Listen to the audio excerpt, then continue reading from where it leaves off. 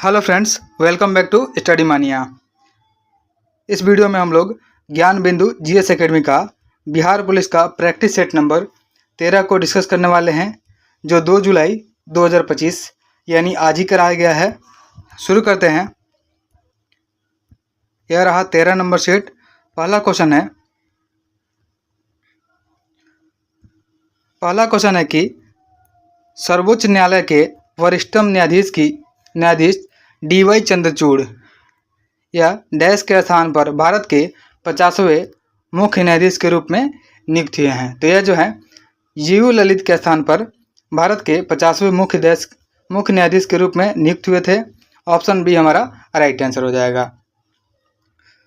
You Lalit जो है, इनका नाम है Uday Umesh Lalit. Option B right answer हो जाएगा। साथ ही याद रखेंगे कि जो 50वें मुख्य न्यायाधीश हैं, इनका नाम है डी.वाई. चंद्रचूड़। उसके बाद 91 जो बने थे, 91 का नाम है संजीव खन्ना। याद रखेंगे 91 नंबर के जो बने थे, उनका नाम है संजीव खन्ना। फिर उसके बाद जो प्रेजेंट में है 52वें नंबर के, उनका नाम है बी.आर. गवई। याद रखेंगे कि बी.आर. गवई जो है, यह 52वें नंबर के मुख्य न्यायाधीश है। साथ ही याद रखेंगे कि जो एस.ए. बोबड़े हैं, तो एस.ए. बोबड़े यह 47वें नंबर के मुख्य न्यायाधीश रहे थे। उसके बाद 48वें नंबर के जो मुख्य न्यायाधीश रहे थे, यह रहे थे एन.वी. रमन्ना। एन.वी. रमन्ना जो थे, यह 48वें नंबर के मुख्य न्यायाधीश थे। इतनी बातों को आप लोग याद रखिएगा। नेक्स्ट है, अगला क्वेश्चन है, निम्नलिखित में से कौन सा भारतीय संविधान के बारे में सही नहीं है? गलत कौन सा दिया हुआ है? तो पहले दिया हुआ है कि यह भारतीय लोगों की ऐतिहासिक, सामाजिक, राजनीतिक और आर्थिक स्थितियों को दर्शाता है, जो कि सही है। और यह सामाजिक प्रासंगिकता का एक दस्तावेज भी है, यह भी सही है। उसके बाद है, यह भारत की आवश्यकता के अनुरूप है, यह भी स्टेटमेंट सही दिया हुआ है। मूल संविधान में 25 भागों में 395 अनुच्छेद और 12 अनुसूचियाँ थी, जो कि गलत दिया हुआ है। उसमें टोटल 8 अनुसूचियाँ ही शामिल थी।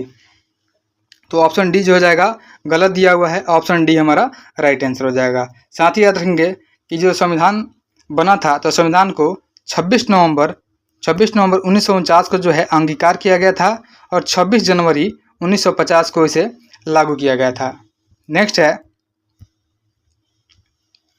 अगला क्वेश्चन है कि निम्नलिखित में से कौन सा क्षेत्र भारत का जैव विविधता अति क्षेत्र यानी हॉट स्पॉट का प्रतिनिधित्व करता है? तो यह हो जाएगा पश्चिमी घाट। भारत में टोटल 4 जो है हॉट स्पॉट हैं, जिसमें शामिल है, एक है हिमालय जो है हॉट स्पॉट में आता है। फिर एक दूसरा जो है, उसका नाम है पश्चिमी घाट। दूसरा है पश्चिमी घाट। उसके बाद तीसरा जो है वो इंडो बर्मा क्षेत्र जो है वह तीसरा है। और चौथा जो है वह हो जाएगा सुंदरबन। तो इसमें जो चारों ऑप्शन में से सिर्फ एक दिया हुआ है पश्चिमी घाट। ऑप्शन डी हमारा राइट आंसर हो जाएगा। नेक्स्ट है, अगला क्वेश्चन है कि निम्नलिखित में से किसे बहुआयामी गरीबी सूचकांक MPI के लिए नोडल एजेंसी के रूप में पहचाना गया था? तो यह हो जाएगा नीति आयोग। ऑप्शन ए हमारा राइट आंसर हो जाएगा। साथ ही याद रखेंगे कि नीति आयोग का जो स्थापना किया गया था, यह योजना आयोग के स्थान पर किया गया था 1 जनवरी 2015 को। और नीति आयोग के जो अध्यक्ष होते हैं, यह प्रधानमंत्री होते हैं। नेक्स्ट है, अगला क्वेश्चन देखते हैं कि भारत के नियंत्रक एवं महालेखा परीक्षक को उसके पद से हटाने की प्रक्रिया नियम जो होती है, निम्नलिखित में से किसके समान होती है? तो यह जो होती है, उच्चतम न्यायालय के न्यायाधीश को पद से हटाने की जो प्रक्रिया होती है, उसी के समान होती है। और इसे हटाने की प्रक्रिया होती है जो संसद के दोनों सदनों में विशेष बहुमत पारित करके हटाया जाता है। साथ ही याद रखेंगे कि नियंत्रक एवं महालेखा परीक्षक जो है, यह कैग है, जिसका वर्णन जो किया गया है आर्टिकल 148 में किया गया है। और पूछा जाएगा कि प्रेजेंट कैग कौन है? तो प्रेजेंट कैग जो है, यह है के संजय मूर्ति। याद रखेंगे कि अभी प्रेजेंट में जो कैग हैं नियंत्रक एवं महालेखा परीक्षक, उनका नाम है के संजय मूर्ति। नेक्स्ट है, अगला क्वेश्चन है कि प्रथम विश्व युद्ध के दौरान कौन सा देश 1915 में ब्रिटेन के खिलाफ धुरी बलों में शामिल था? तो यह शामिल था बुल्गारिया। याद रखेंगे कि प्रथम विश्व युद्ध के दौरान जो है बुल्गारिया 1915 में ब्रिटेन के खिलाफ धुरी बलों में शामिल था। ऑप्शन बी हमारा राइट आंसर हो जाएगा। नेक्स्ट है, अगला क्वेश्चन है कि भारत की संसदीय प्रणाली में शून्यकाल का क्या आशय है। तो भारत की संसदीय प्रणाली में शून्यकाल का मतलब होता है कि प्रश्नकाल और कार्यसूची की अगली मध्य के बीच की जो टाइम होता है उसी को शून्यकाल कहा जाता है। ऑप्शन बी राइट आंसर हो जाएगा। नेक्स्ट है,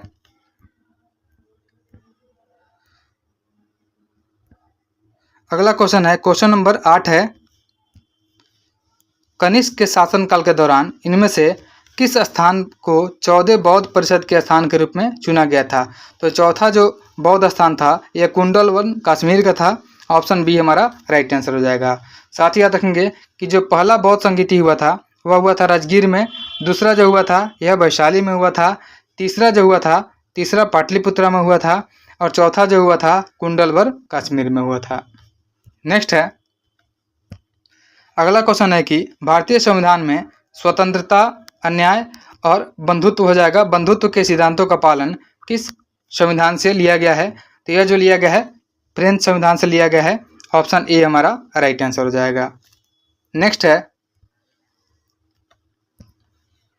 भारतीय संविधान के निम्नलिखित में अंतर राज्य परिषदों की स्थापना का प्रस्ताव शामिल है। तो यह शामिल है अनुच्छेद 263 में। भारतीय संविधान में जो है अनुच्छेद 263 में अंतर राज्य परिषदों का स्थापना का प्रस्ताव शामिल है। और साथ ही याद रखेंगे कि 1990 में जो है 1990 में पहली बार अंतर राज्य परिषदों का गठन किया गया था और इसके जो अध्यक्ष होते हैं यह प्रधानमंत्री होते हैं। नेक्स्ट है, निम्नलिखित में से कौन सा प्रोविजन कनाडा के संविधान से भारतीय संविधान द्वारा मिश्रित नहीं किया गया है।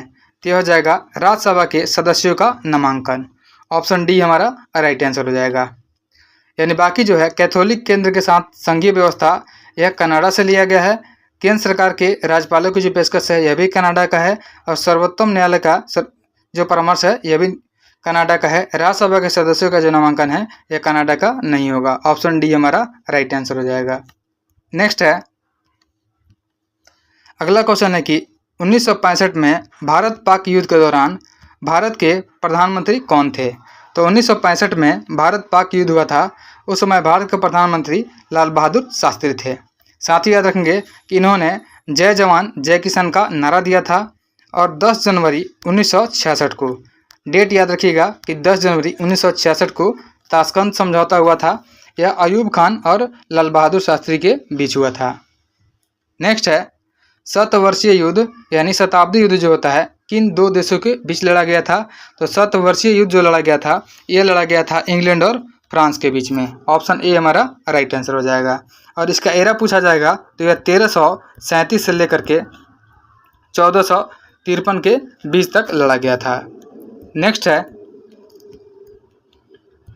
अगला क्वेश्चन है, बैस्टिल जेल में तीसरे स्थान पर हुए हमलों में दी गई। तो बैस्टिल जेल में तीसरे स्थान पर हुए हमलों में जो दी गई थी वो हो जाएगी फ्रांसीसी क्रांति। ऑप्शन बी हमारा राइट आंसर हो जाएगा। यह डेट था 14 जुलाई 1789 जहां से फ्रांसीसी क्रांति का शुरुआत भी हुआ था। नेक्स्ट है,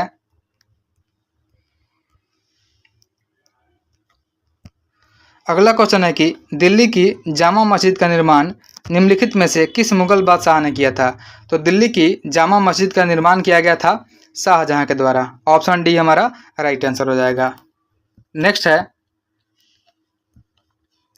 निम्नलिखित विदेशी यात्रियों में राजकुमार दारा शिकोह का चिकित्सक और travel in the Mughal empire पुस्तक के लेखक कौन थे। तो यह जाएंगे Francois Bernier. Option A right answer हो जाएगा। याद रखेंगे कि travel in the Mughal empire पुस्तक के जो लेखक थे यह फ्रांसवा बर्नियर थे।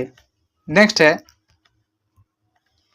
अगला क्वेश्चन है, निम्नलिखित में से कौन सी पुस्तक विनायक दामोदर सावरकर द्वारा लिखी गई थी। तो यह लिखी गई थी इन इको फ्रॉम अंडमान।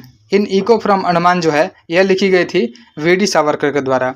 साथ ही याद रखेंगे द गोल्डन थ्रेशोल्ड जो लिखी गई थी यह लिखी गई थी सरोजनी नायडू के द्वारा। उसके बाद जो लाला लाजपत राय के द्वारा लिखी गई थी अनहैप्पी इंडिया और वाई आई एम एथिस्ट यह लिखी गई थी भगत सिंह के द्वारा। नेक्स्ट है, अगला क्वेश्चन है कि 1916 के प्रसिद्ध लखनऊ समझौते पर हस्ताक्षर किए गए थे। तो इसमें जो है बाल गंगाधर तिलक और मोहम्मद अली जिन्ना के बीच में हस्ताक्षर किए गए थे। ऑप्शन बी हमारा राइट आंसर हो जाएगा। और लखनऊ समझौता 1916 जो हुआ था, इसमें नरम दल और गरम दल एक हो गए थे, जो सूरत अधिवेशन 1907 में अलग हुए थे। नेक्स्ट है, किस भारतीय जन आंदोलन की शुरुआत महात्मा गांधी के प्रसिद्ध दांडी यात्रा से हुई थी? तो दांडी यात्रा से शुरुआत हुई थी सविनय अवज्ञा आंदोलन की, और इसका शुरुआत जो हुआ था यह हुआ था 12 मार्च 1930 को जो है ये 78 अनुयायियों के साथ शुरू किया गया था, और 6 अप्रैल को 1930 में दांडी पहुंच करके गांधी जी ने नमक कानून को तोड़ा था। नेक्स्ट है, अगला क्वेश्चन है, भारत छोड़ो प्रस्ताव को स्वीकृति देने के लिए अखिल भारतीय कांग्रेस समिति AICC की बैठक डैश सत्र में आयोजित की गई थी? तो यह आयोजित की गई थी बॉम्बे सत्र में। ऑप्शन सी हमारा राइट आंसर हो जाएगा। नेक्स्ट है, अगला क्वेश्चन है कि लंदन इंडियन सोसाइटी और ईस्ट इंडिया एसोसिएशन की स्थापना निम्नलिखित व्यक्तियों में से किसके द्वारा की गई थी? तो यह की गई थी दादा भाई नौरोजी के द्वारा। याद रखेंगे कि लंदन इंडियन सोसाइटी और ईस्ट इंडिया एसोसिएशन की स्थापना दादा भाई नौरोजी के द्वारा की गई थी। नेक्स्ट है,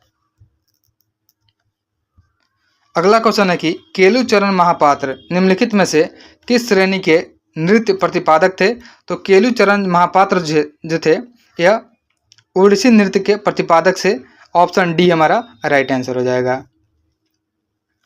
नेक्स्ट है, भारत सरकार में बजट प्रणाली का उत्पत्ति वर्ष माना जाता है। तो भारत सरकार में बजट प्रणाली का उत्पत्ति जो हुआ था ये 1860 में हुआ था। ऑप्शन डी हमारा राइट आंसर हो जाएगा। साथ ही याद रखेंगे कि सबसे पहले जो है भारत में जेम्स विल्सन ने, मैं लिख देता हूँ कि जेम्स विल्सन ने पहला बजट जो है आज़ादी से पहले ही पेश कर दिया था। नेक्स्ट है, अगला क्वेश्चन है 24 नंबर कि भारत ने किस पंचवर्षीय योजना के दौरान मिश्रित अर्थव्यवस्था को अपनाया था? तो भारत ने द्वितीय पंचवर्षीय योजना के दौरान जो है मिश्रित अर्थव्यवस्था को अपनाया था, और द्वितीय पंचवर्षीय योजना का जो कार्यकाल था 1956 से लेकर के 1960 तक रहा था, और यह PC महालनोबिस मॉडल पे आधारित थी। नेक्स्ट है, अगला क्वेश्चन है कि वस्तुओं के आयात और निर्यात पर लगाया जाने वाला जो कर होता है वह सीमा शुल्क के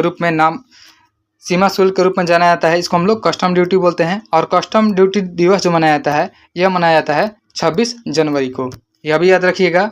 नेक्स्ट है, भारत में राष्ट्रीय चिकित्सक दिवस के जन्म किसके जन्म और पुण्यतिथि को चिन्हित करने के लिए मनाया जाता है? तो यह मनाया जाता है डॉक्टर विधान चंद्र राय की पुण्यतिथि पर, यानी 1 जुलाई को जो है डॉक्टर विधान चंद्र राय का जन्म भी हुआ था और मृत्यु हुआ था। इन्हीं का जन्म दिवस के अवसर पर डॉक्टर दिवस मनाया जाता है। ऑप्शन सी हमारा राइट आंसर हो जाएगा। नेक्स्ट है, 27 नंबर क्वेश्चन है, इसमें राज्य जैव दिए हुए हैं और आरक्षित क्षेत्र का नाम दिया हुआ है, इसमें मिलान करना है। पहले असम है, असम में है मानस है, तो इसका मिलान 3 हो जाएगा। फिर उसके बाद मध्य प्रदेश में पंचमढ़ी है, इसका मिलान 1 हो जाएगा। उसके बाद उड़ीसा में जो है, उड़ीसा में सिमलीपाल है, इसका मिलान हो जाएगा 4 हो जाएगा। और मेघालय में जो है यह नोकरेक हो जाएगा, इसका मिलान जो हो जाएगा ऑप्शन बी हो जाएगा। तो हमारा ऑप्शन हो जाएगा सबसे पहले तो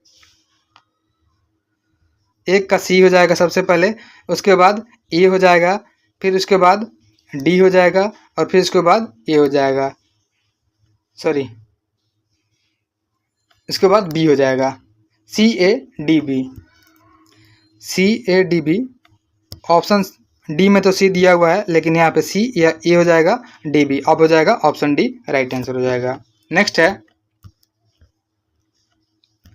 अगला क्वेश्चन है कि निम्नलिखित में से किसको वायुमंडल में द्वितीयक प्रदूषक के रूप में जाना जाता है? तो वायुमंडल में द्वितीयक प्रदूषक के रूप में ओजोन यानी O3 को जाना जाता है। ऑप्शन ए राइट आंसर हो जाएगा। नेक्स्ट है, निम्नलिखित में से किससे भारत का पहला मानव अंतरिक्षयान कार्यक्रम स्वीकृत किया गया है? तो ये हो जाएगा गगनयान। ऑप्शन बी हमारा राइट आंसर हो जाएगा। याद रखेंगे कि भारत का पहला मानव अंतरिक्ष यान कार्यक्रम जो स्वीकृत किया गया है यह गगनयान हो जाएगा। नेक्स्ट है क्वेश्चन नंबर 30 है, विश्व प्रसिद्ध हैरी पॉटर श्रृंखला के लेखक कौन है? तो हैरी पॉटर श्रृंखला के लेखक हो जाएंगे JK Rowling, option B right answer हो जाएगा। अगला क्वेश्चन है, स्वामी दयानंद सरस्वती के बारे में निम्नलिखित में से कौन सा कथन जो है गलत दिया हुआ है? उन्होंने सत्यार्थ प्रकाश पुस्तक की रचना की थी जो कि सही दिया हुआ है। अगला है, वे आर्य समाज के संस्थापक थे दयानंद सरस्वती, यह भी सही है। और उनका जन्म जो हुआ था यह गुजरात में हुआ था, यह भी सही हुआ है। नेक्स्ट है कि ब्रह्म समाज के संस्थापक थे, जो कि गलत हो जाएगा क्योंकि ब्रह्म समाज के जो स्थापना किया गया था यह किया गया था राजा राम मोहन राय के द्वारा। तो ऑप्शन जो डी है यह गलत दिया हुआ है, ऑप्शन डी हमारा राइट आंसर हो जाएगा। नेक्स्ट है क्वेश्चन नंबर 32 है कि बैडमिंटन के खेल में महिलाओं के लिए निम्नलिखित में से कौन सा कप या ट्रॉफी प्रदान की जाती है? तो महिलाओं को इनमें से उबर कप दिया जाता है। बैडमिंटन खेल में महिलाओं को उबर कप दिया जाता है, ऑप्शन सी हमारा राइट आंसर हो जाएगा। लेकिन अगर आपसे पूछा जाए कि बैडमिंटन के खेल में पुरुषों को दिया जाने वाला कप कौन सा है, तो पुरुषों को दिया जाता है थॉमस कप। याद रखेंगे कि बैडमिंटन के खेल में पुरुषों को थॉमस कप दिया जाता है। नेक्स्ट है क्वेश्चन नंबर 33 है कि अशोक के शिलालेखों के अनुसार निम्नलिखित में से किस स्थान को कर मुक्त घोषित किया गया था और केवल 1/8 भाग को ही कर योग्य घोषित किया गया था? तो हो जाएगा लुम्बिनी। लुम्बिनी को जो है कर मुक्त घोषित कर दिया गया था, ऑप्शन बी हमारा राइट आंसर हो जाएगा। अशोक ने अपने 20वें वर्षगांठ पे लुम्बिनी को कर मुक्त घोषित कर दिया था। नेक्स्ट है नालंदा विश्वविद्यालय के बारे में निम्नलिखित में से कौन सा कथन जो है सही नहीं है? गलत को चूज करना है। पहले दिया हुआ है यह एक प्राचीन बौद्ध शिक्षा का केंद्र था, यह सही है। एक चीनी ह्वेन सांग ने यहाँ अध्ययन किया था, यह भी सही है। और हमें इसके बारे में केवल चीनी तीर्थयात्रियों के लेखन के माध्यम से पता चलता है, जो कि गलत है क्योंकि यह केवल चीनी यात्रियों के लेखन से नहीं बल्कि यहाँ पे पुरातात्विक साक्ष्य भी मिले हैं, कुछ पुस्तकें भी मिली हैं, उससे भी जानकारी प्राप्त होती है। तो यह गलत दिया हुआ है, ऑप्शन सी हो जाएगा हमारा राइट आंसर हो जाएगा। नेक्स्ट है अगला क्वेश्चन है कि भारत छोड़ो आंदोलन के दौरान सविनय अवज्ञा के संपूर्ण अभियान के लिए गांधी जी के प्रस्ताव का सबसे प्रबल समर्थक कौन था? तो सबसे प्रबल समर्थक तो था यह थे सरदार वल्लभ भाई पटेल। इनको भारत का बिस्मार्क भी कहा जाता है और इन्हीं का तिथि है 31 अक्टूबर, जिस दिन एकता दिवस मनाते हैं इनके जन्म दिवस के अवसर पर। नेक्स्ट है निम्नलिखित में से कौन सा राज्य 26 अक्टूबर 1947 को विलय पर हस्ताक्षर करके भारत में शामिल हुआ था? तो यह हो जाएगा जम्मू कश्मीर, ऑप्शन सी हमारा राइट आंसर हो जाएगा। नेक्स्ट है 1942 में क्रिप्स मिशन किस वायसराय के अधीन भारत आया था? तो क्रिप्स मिशन जो भारत आया था यह लॉर्ड लिनलिथगो के अधीन भारत आया था, ऑप्शन ए हो जाएगा राइट आंसर। नेक्स्ट है अगला क्वेश्चन है कि RIN रॉयल इंडियन नेवी में 9 सैनिकों के बीच विद्रोह हुआ था 1946 में। निम्नलिखित में से किस स्थान से विद्रोह हुआ था? तो यह विद्रोह जो हुआ था यह 1946 में बॉम्बे से हुआ था और इसका डेट याद रखेंगे, यह हुआ था 18 फरवरी 1946 को बॉम्बे से किया गया था। नेक्स्ट है अगला क्वेश्चन है बिहार में निम्नलिखित में से किस स्टेडियम को विश्व स्तरीय स्टेडियम के रूप में पुनः विकसित किया जाएगा? तो यह है Moinul Haq stadium Patna, option A हमारा राइट आंसर हो जाएगा। मोइनुल हक स्टेडियम को जो है विश्व स्तरीय स्टेडियम के रूप में पुनः डेवलप किया जाएगा। नेक्स्ट है क्वेश्चन नंबर 40 है सौर मंडल का भू केंद्रित मॉडल किसके द्वारा दिया गया था? भू केंद्रित का मतलब होता है कि पृथ्वी जो है बीच में है और बाकी सभी ग्रह इसके चक्कर लगा रहे हैं, यह दिया गया था टॉलमी के द्वारा। और साथ ही याद रखेंगे एक होता है सूर्य केंद्रित, एक होता है सूर्य केंद्रित मॉडल होता है जो दिया गया था कोपरनिकस के द्वारा। इसके अनुसार जो है सूर्य जो है बीच में है और बाकी ग्रह जो है इसके चक्कर लगाते हैं। नेक्स्ट है लुसाई नाम निम्नलिखित में से किस राज्य में रहने वाली जनजातीय आबादी को दिया गया है?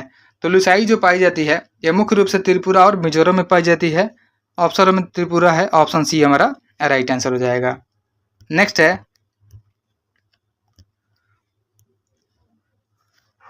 मध्य साथ ही पूर्व उत्तर प्रदेश और बिहार निम्नलिखित में से किस गंगा मैदान का हिस्सा है। तो उत्तर प्रदेश और बिहार जो है, पूर्वी उत्तर प्रदेश और बिहार जो है, यह मध्य गंगा मैदान का हिस्सा है। ऑप्शन बी हमारा राइट आंसर हो जाएगा। नेक्स्ट है नाथुला दर्रे के बारे में निम्नलिखित में से कौन सा कथन जो है सही दिया हुआ है। तो यह सिक्किम को तिब्बत से जोड़ता है नाथुला दर्रा, यह बिल्कुल सही है। यह प्राचीन रेशम मार्ग की मुख्य धमनी थी, यह भी सही है। और नाथुला दर्रा जो है यह 2006 में फिर से खोला गया था, यह भी सही है। तीनों स्टेटमेंट सही दिया हुआ है नाथुला दर्रे के बारे में। नेक्स्ट है निम्नलिखित में से कौन सी भारत की पश्चिम की ओर बहने वाली नदी है। तो भारत की पश्चिम की ओर बहने वाली नदी हो जाएगी नर्मदा। नर्मदा और ताप्ती जो है यह पश्चिम की ओर बहती है। बाकी महानदी कृष्णा और कावेरी जो है यह पूरब की ओर बहती है। और कावेरी को दक्षिण की गंगा कहा जाता है और गोदावरी को दक्षिणी गंगा या बृहद्गंगा कहा जाता है। तो हमारा पूछा गया ऑप्शन में कि पश्चिम की ओर बहने वाली नदी, तो यह हो जाएगा नर्मदा। ऑप्शन ए हो जाएगा हमारा केवल 3 यानी नर्मदा ही हो जाएगी। नेक्स्ट है राज्यसभा के बारे में निम्नलिखित में से कौन सा कथन जो है सही नहीं है, गलत कौन सा दिया हुआ है। तो पहला स्टेटमेंट है कि राज्यसभा एक अस्थायी निकाय है, जो कि सही है। और इसका पहली बार विधिवत गठन हुआ था 3 अप्रैल 1952 को, यह भी सही है। अगला है कि राज्यसभा के 12 सदस्य जो है राष्ट्रपति द्वारा मनोनीत किए जाते हैं, यह भी सही दिया हुआ है। नेक्स्ट है इसके 1/3 सदस्य जो है हर साल सेवानिवृत्त होते हैं, जो कि गलत है। इसके 1/3 सदस्य जो है हर 2 साल में सेवानिवृत्त होते हैं, तो गलत यही है। ऑप्शन डी हमारा राइट आंसर हो जाएगा। और साथ ही याद रखेंगे कि जो बैठक हुआ था, राज्यसभा का पहला बैठक जो हुआ था, यह हुआ था 13 मई को। 13 मई 1952 को जो है राज्यसभा का पहला बैठक किया गया था। याद रखेंगे कि राज्यसभा का पहला बैठक 13 मई 1952 को किया गया था। इस बात को भी आप लोग याद रखिएगा। नेक्स्ट है अगला क्वेश्चन है 46 नंबर।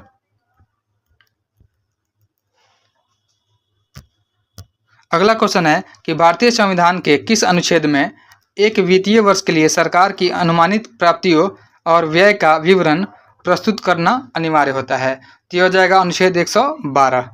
साथ ही याद रखेंगे कि जो अनुच्छेद 110 है, अनुच्छेद 110 में धन विधेयक वर्णित है। नेक्स्ट है भारत के राष्ट्रपति के चुनाव के लिए संसद के एक सदस्य के वोट का मूल्य निम्नलिखित में से किस विकल्प को विभाजित करके निर्धारित किया जाता है। तो यह किया जाता है संसद के दोनों सदनों के निर्वाचित सदस्यों द्वारा सभी राज्य विधानसभाओं के सदस्यों के वोटों का कुल मूल्य के साथ किया जाता है। ऑप्शन सी हमारा राइट आंसर हो जाएगा। नेक्स्ट है भारतीय राष्ट्रीय कांग्रेस ने संविधान सभा की मांग किस वर्ष रखी थी। तो भारतीय राष्ट्रीय कांग्रेस के द्वारा संविधान सभा की मांग जो रखी गई थी यह 1935 में रखी गई थी। ऑप्शन बी हमारा राइट आंसर हो जाएगा। नेक्स्ट है अगला क्वेश्चन है निम्नलिखित में से कौन से मौलिक कर्तव्य 86वें संविधान अधिनियम 2002 के द्वारा जोड़ा गया था। तो यह मौलिक कर्तव्य था कि प्रत्येक अभिभावक का कर्तव्य होगा कि 6 से 14 वर्ष के बच्चों को या अपने प्रतिपालक को शिक्षा का अवसर प्रदान करेंगे। तो ऑप्शन डी हमारा आंसर हो जाएगा कि 6 से 14 वर्ष की आयु के बच्चे को या अपने प्रतिपालक को शिक्षा के अवसर प्रदान किए जाएंगे। ऑप्शन डी हमारा राइट आंसर हो जाएगा। नेक्स्ट है अगला क्वेश्चन है किस समिति ने लोकतांत्रिक विकेंद्रीकरण की योजना का स्थापना की सिफारिश की थी। तो यह की गई थी बलवंत राय मेहता की समिति के द्वारा। बलवंत राय मेहता जो समिति आई थी यह 1957 में आई थी और यह त्रिस्तरीय समिति थी। साथ ही याद रखेंगे कि द्विस्तरीय जो समिति थी यह अशोक मेहता समिति थी। नेक्स्ट है संविधान की कौन सी अनुसूची 4 पूर्वोत्तर राज्यों असम, मेघालय, त्रिपुरा और मिजोरम में जनजातीय क्षेत्रों के प्रशासन से संबंधित है। तो ये हो जाएगा 6ठी अनुसूची। याद रखेंगे कि 6ठी अनुसूची में जो है असम, मेघालय, त्रिपुरा और मिजोरम के जनजातीय क्षेत्रों के प्रशासन के बारे में विशेष प्रतिनिधित्व दिया हुआ है। और साथ ही याद रखेंगे कि जो 7वीं अनुसूची है इसमें शक्तियों का बंटवारा किया गया है संघ सूची, राज्य सूची और समवर्ती सूची में। 8वीं अनुसूची में 22 भाषाओं का उल्लेख है और जो 9वीं अनुसूची है इसमें राज्यों द्वारा भू हस्तांतरण से संबंधित विषयों के बारे में जानकारी दी हुई है। नेक्स्ट है, कठोर जल में निम्नलिखित में से कितनी अधिक मात्रा उपस्थित होती है? यहाँ पे हो जाएगा किसकी अधिक मात्रा उपस्थित होती है? तो हो जाएगा कैल्शियम और मैग्नीशियम की। ऑप्शन बी हमारा राइट आंसर हो जाएगा। नेक्स्ट है, घेगा रोग के उपचार में किस आइसोटोप यानी समस्थानी का उपयोग किया जाता है? तो घेगा रोग के उपचार में आयोडीन 131 का उपयोग किया जाता है। साथ ही याद रखेंगे कि कोबाल्ट 60 का उपयोग जो किया जाता है यह कैंसर के उपचार में किया जाता है। नेक्स्ट है, अगला क्वेश्चन है कि आहार नाली में अंगों द्वारा स्रावित वसा के पाचन में कौन सा रस जो है महत्वपूर्ण भूमिका निभाता है? तो यह होता है पीत रस और अग्नाशयी रस।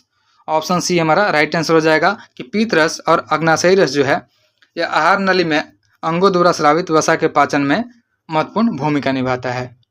नेक्स्ट है,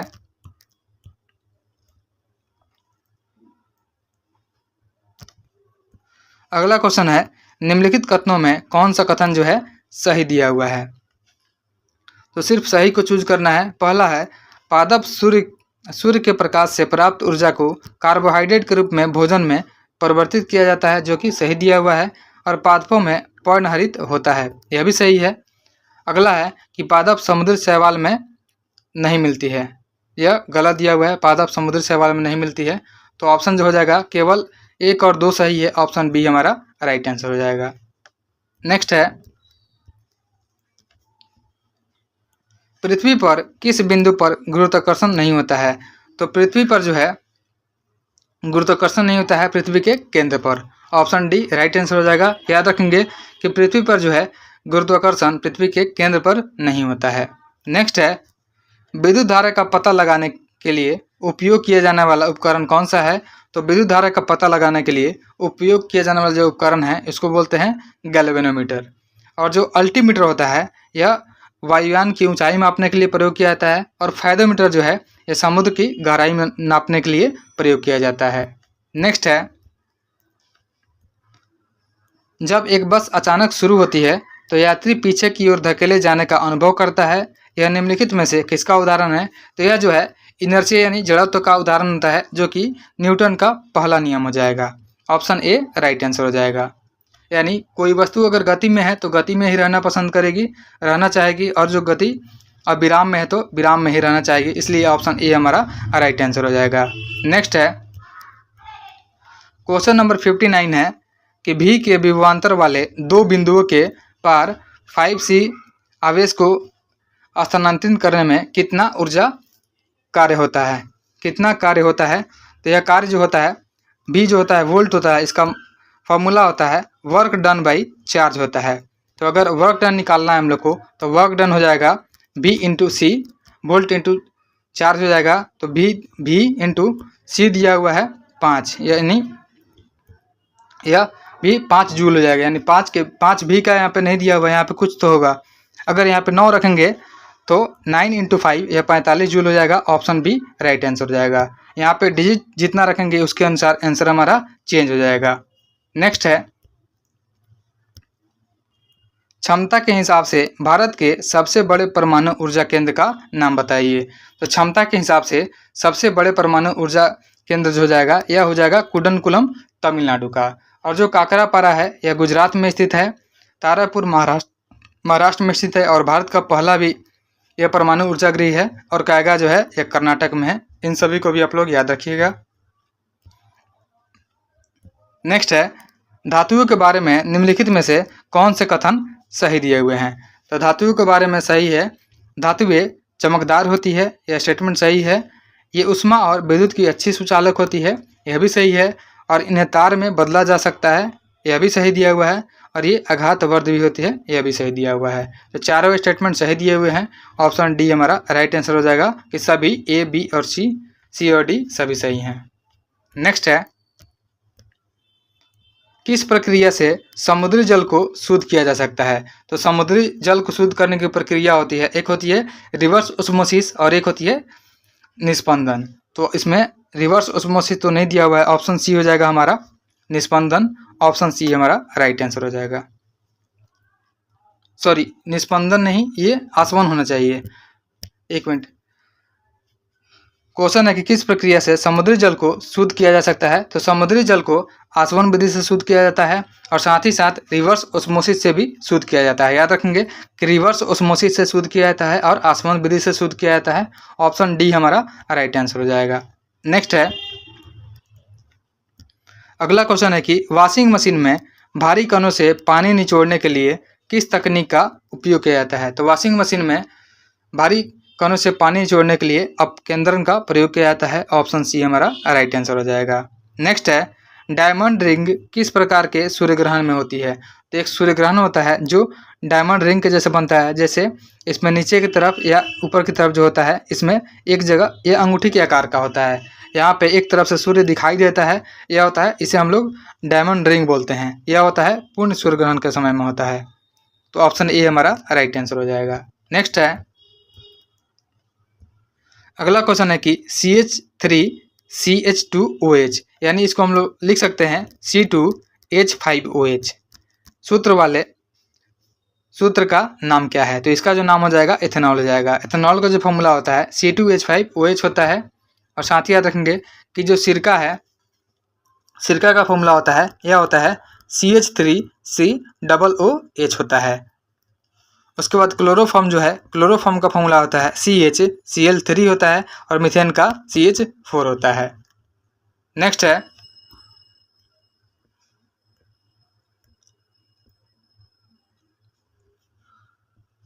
अगला क्वेश्चन है, दूधिया मैग्नीशिया मिल्क ऑफ मैग्नीशिया में कौन सा कारक मौजूद होता है। तो मिल्क ऑफ मैग्नीशिया जो होता है, इसमें MgOH का होल2 मौजूद होता है, जो कि जिसे हम लोग बोलते हैं magnesium hydroxide. Magnesium hydroxide option में नहीं दिया हुआ है, यहाँ पे ऑप्शन ए जो है मैग्नीशियम ऑक्साइड दिया हुआ है, यही हो जाएगा, मैग्नीशियम हाइड्रोक्साइड होना चाहिए। ऑप्शन ए हमारा राइट आंसर हो जाएगा। नेक्स्ट है, अगला क्वेश्चन है कि जब हम एक प्याज काटते हैं तब सिंथेज एंजाइम प्याज के एमिनो अम्ल सल्फो ऑक्साइड को किस अम्ल में परिवर्तित करता है। तो सल्फोनिक अम्ल में इसे चेंज कर देता है। ऑप्शन सी हमारा राइट आंसर हो जाएगा। नेक्स्ट है, अगला क्वेश्चन है कि जल का फ्लोरिडीकरण यानी फ्लोरीकरण जो होता है, जो कि सार्वजनिक जल आपूर्ति के लिए फ्लोराइड का नियंत्रित समायोजन होता है, क्यों किया जाता है। तो यह किया जाता है कि दांतों की सड़न को रोकने के लिए। ऑप्शन सी हमारा राइट आंसर हो जाएगा। नेक्स्ट है, 69 नंबर क्वेश्चन है, समूह 3 से 12 तक के तत्वों को डैश तत्व या संक्रमण तत्व जो कहते हैं, ये डी ब्लॉक को बोलते हैं। ऑप्शन सी हमारा राइट आंसर हो जाएगा। नेक्स्ट है, क्वेश्चन नंबर 70 है, कांसा जो होता है, कांस्य मिश्र धातु के मुख्य घटक क्या है। तो कांसा मिश्र धातु जो होता है, इसका मुख्य घटक तांबा और टीन होता है। ऑप्शन बी राइट आंसर हो जाएगा। साथ ही याद रखेंगे कि जो पीतल होता है, यह तांबा और जिंक से मिलकर बनता है, यह पीतल होता है। नेक्स्ट है, आइसोबार क्या है। तो आइसोबार जो होता है, इसे हम लोग संभारिक भी बोलते हैं। यह होता है कि भिन्न परमाणु संख्या लेकिन समान द्रव्यमान संख्या वाला जो तत्व होते हैं, उसी को हम लोग आइसोबार यानी संभारिक कहते हैं। नेक्स्ट है, अगला क्वेश्चन है कि रजत को दीर्घ दृष्टि दोष है, नेत्र रोग विशेषज्ञ उसकी दृष्टि को सही करने के लिए किस प्रकार के लेंस का सुझाव देंगे। तो नेत्र अगर किसी को दीर्घ दृष्टि दोष होगा तो उसे उत्तल लेंस का प्रयोग किया जाएगा। ऑप्शन डी हमारा राइट आंसर हो जाएगा और इसको बोलते हैं हम लोग हाइपरमेट्रोपिया। अगला क्वेश्चन है, क्वेश्चन नंबर 73 है, औसत गति अगर दिया हो u+v/2 में, यह गलत दिया हुआ है, न का अर्थ दिया हुआ है। यहाँ पे या तो u का पूछा जाएगा, u का मतलब क्या होता है, या पूछा जाएगा v का मतलब क्या होता है। तो u का मतलब पूछा जाएगा, तो अगर u का पूछा जाएगा तो यह हो जाएगा प्रारंभिक वेग, अगर v का मतलब पूछा जाएगा तो यह हो जाएगा अंतिम वेग। तो यहाँ पे जैसे पूछा जाएगा वैसे आंसर हो जाएगा। यह मिसप्रिंट है, यहाँ पे सिर्फ न लिख दिया गया है, जो कि गलत है। नेक्स्ट है, अगला क्वेश्चन है 74 नंबर, रेगिस्तान में मृग मरीचिका के बनने का कारण क्या होता है। तो रेगिस्तान में मृग मरीचिका के बढ़ने का जो कारण होता है यह प्रकाश का अपवर्तन और पूर्ण आंतरिक परिवर्तन दोनों होता है। तो ऑप्शन सी हमारा राइट आंसर हो जाएगा।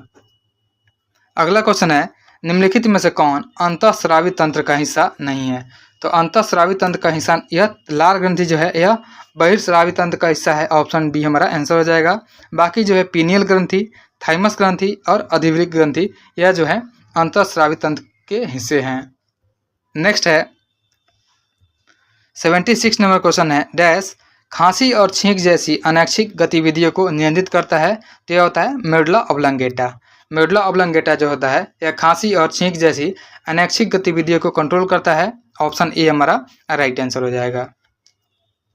अगला है, राइबोसोम निम्नलिखित में से किसके लिए कार्यस्थल है? तो राइबोसोम में जो है प्रोटीन का निर्माण होता है, प्रोटीन संश्लेषण होता है। तो ऑप्शन ए दिया हुआ है, प्रोटीन संश्लेषण हमारा आंसर राइट हो जाएगा। नेक्स्ट है, निम्नलिखित कथनों में से कौन सा कथन जो है सही दिया हुआ है? तो पहले दिया हुआ है, पादप सूर्य के प्रकाश से प्राप्त ऊर्जा को कार्बोहाइड्रेट के रूप में संग्रहित भोजन में परिवर्तित करते हैं, जो कि सही दिया हुआ है। उसके पादप में पर्णहरित होता है, यह भी सही है। पादप कोशिकाओं में कोशिका भित्ति नहीं होती है, जो कि गलत दिया हुआ है। पादप कोशिका में कोशिका भित्ति होती है, लेकिन जंतु कोशिका में कोशिका भित्ति नहीं होती है। यह स्टेटमेंट गलत है। तो पूछा गया है कौन सा सही है? तो ऑप्शन 1 और 2 दोनों सही है। ऑप्शन बी हो जाएगा, 1 और 2 दोनों सही है। ऑप्शन बी हमारा राइट आंसर हो जाएगा। नेक्स्ट है,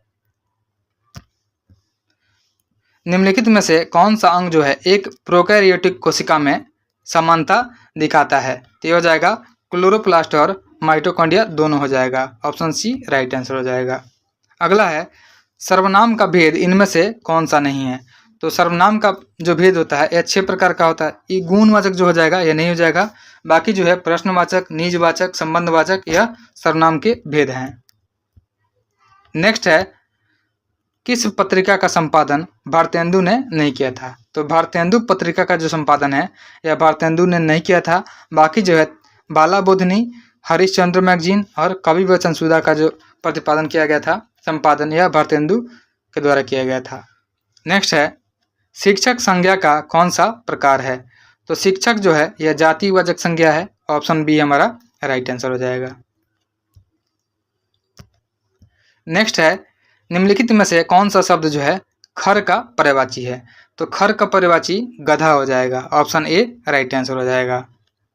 अगला क्वेश्चन है, वात्सल्य रस का सम्राट किस कवि को कहा जाता है? तो वात्सल्य रस का सम्राट जो कहा जाता है यह सूरदास को कहा जाता है। याद रखेंगे, वात्सल्य रस का सम्राट सूरदास को कहा जाता है। नेक्स्ट है, दोपहर के बाद का समय, इस वाक्यांश के लिए उपयुक्त शब्द लिखिए। तो दोपहर का जो बाद का समय होता है उसे हम लोग अपराह्न बोलते हैं। ऑप्शन सी राइट आंसर हो जाएगा। नेक्स्ट है, पूर्वी हिंदी का विकास इनमें से किस अपभ्रंश से हुआ है? तो पूर्वी हिंदी का जो विकास हुआ है यह अर्धमागधी से हुआ है। ऑप्शन सी राइट आंसर हो जाएगा।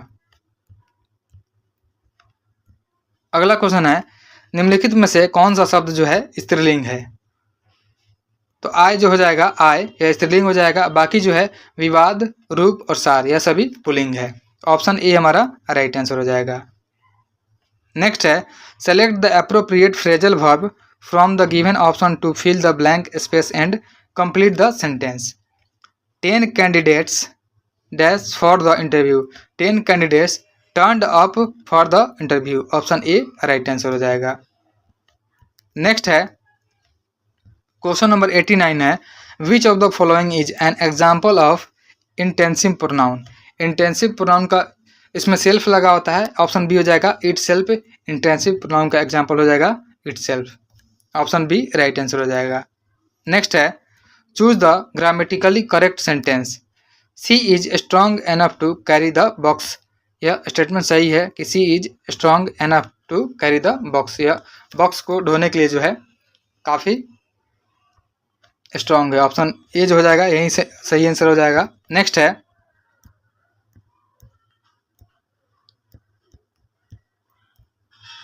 आगे मैथ्स है, मैं इसका आंसर बता देता हूं, आप लोग सॉल्व कर सकते हैं। 91 का जो आंसर हो जाएगा यह ए हो जाएगा। 45 92 का आंसर हो जाएगा, ऑप्शन बी हो जाएगा। नेक्स्ट है 93 का जो आंसर हो जाएगा यह हो जाएगा ए हो जाएगा। अगला क्वेश्चन है 94 का आंसर ऑप्शन बी हो जाएगा। उसके बाद 95 का जो आंसर हो जाएगा ऑप्शन सी हो जाएगा। नेक्स्ट है 96 का जो आंसर हो जाएगा ऑप्शन सी हो जाएगा 84। उसके बाद है 97 का जो आंसर हो जाएगा ए हो जाएगा। 98 का जो आंसर हो जाएगा ऑप्शन बी हो जाएगा -12 हो जाएगा। 99 का आंसर ऑप्शन सी 85√3 हो जाएगा। लास्ट क्वेश्चन है 100 नंबर का जो आंसर हो जाएगा ऑप्शन सी हो जाएगा।